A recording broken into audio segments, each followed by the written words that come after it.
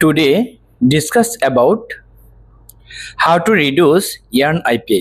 আজকে আলোচনা করতে যাচ্ছি সুতার আইপিআই অর্থাৎ ইয়ার্ন আইপিআই আমরা কিভাবে কমাতে পারি, কি কি পদক্ষেপ নিলে সুতার আইপিআই কমবে এবং ইয়ার্ন কোয়ালিটি ভালো হবে।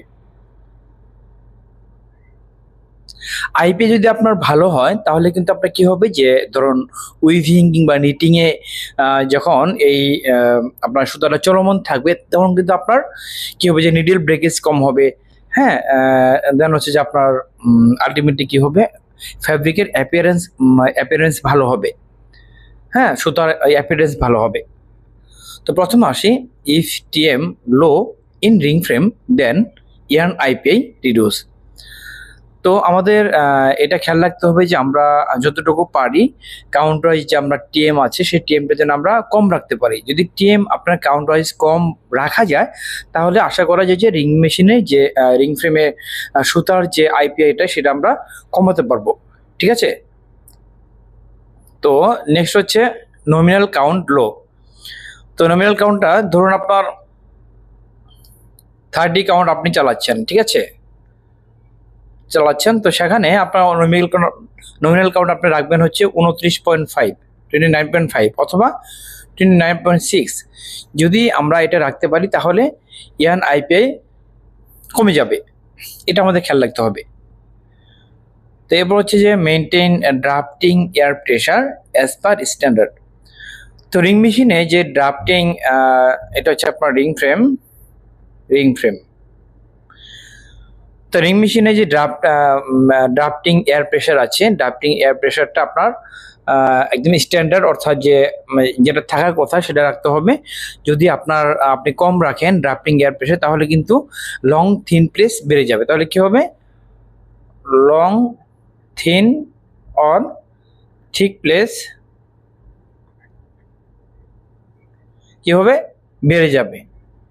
আর যদি আপনার ড্রাফটিং এয়ার প্রেশার বেশি রাখেন তাহলে কি হবে, ড্রাফটিং এয়ার প্রেশার যদি বেশি রাখেন তাহলে কি হবে, তাহলে হচ্ছে আপনার প্রেশার, এই প্রেশারের কারণে আপনার বেশি প্রেশারের কারণে কি হবে, ড্রাফটিং এয়ার প্রেশারটা ফেটে যেতে পারে।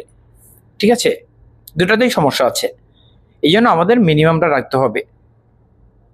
এটা রাখলে আপনার ইয়ার্ন আইপিআইটা কমে যাবে। তো নেক্সট হচ্ছে standard wastage add in mixing. তো এরকম হচ্ছে যে আপনার রানিংয়ে ব্লোরুমে মিক্সিং দিচ্ছে যে কোনো প্রসেসের, সেক্ষেত্রে অনেক সময় কি হয় যে আপনার ব্যাকসাইড থেকে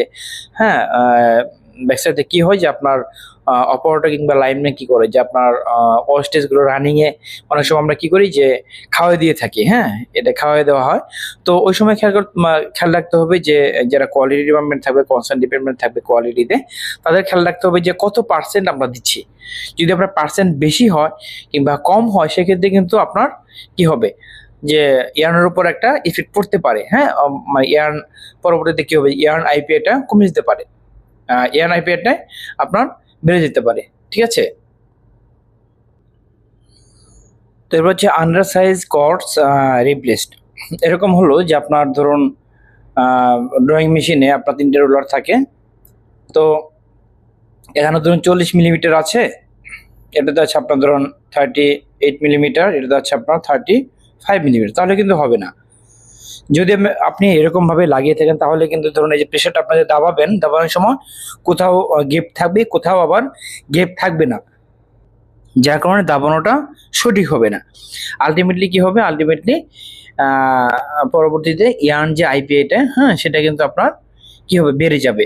এটা আমাদের খেয়াল রাখতে হবে। আর রিংয়ের বিষয়টা হচ্ছে রিংয়েও সেম, রিংয়ের ধরুন 30 মিলিমিটার আছে, সেখানে আপনি ধরুন 26-27 মিলিমিটার আপনি লাগিয়ে দিলেন, হ্যাঁ, মিস করে লাগিয়ে দিলেন, সেক্ষেত্রে কিন্তু আপনার ইয়ার্ন আইপিআই বেড়ে যাবে।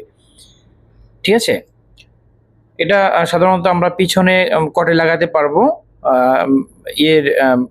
রিংয়ের বিষয়ে, কিন্তু সামনের কটে কিন্তু লাগানো যাবে না। তো নেক্সট হচ্ছে যে আপনার স্যাডেল গেজ ইনকারেক্ট। অনেক সময় আমরা দেখতে পাই যে স্যাডেল গেজ আছে যেটা আপনার ধরুন ক্র্যাডেল এবং কটের মাঝে যে গেপটা, এই স্যাডেল গেজটা যদি আপনার সঠিক না থাকে, মিনিমাম না থাকে, তাহলে কিন্তু আপনার ইয়ার্ন আইপিআই বেড়ে যাবে। ঠিক আছে। তো এই হচ্ছে আজকের টপিক, আসলে বুঝতে পেরেছেন। আজকে এ পর্যন্তই, পরবর্তীতে নতুন একটি টপিক নিয়ে ইনশাল্লাহ। তো তখন ভালো থাকবেন। আল্লাহ হাফিজ।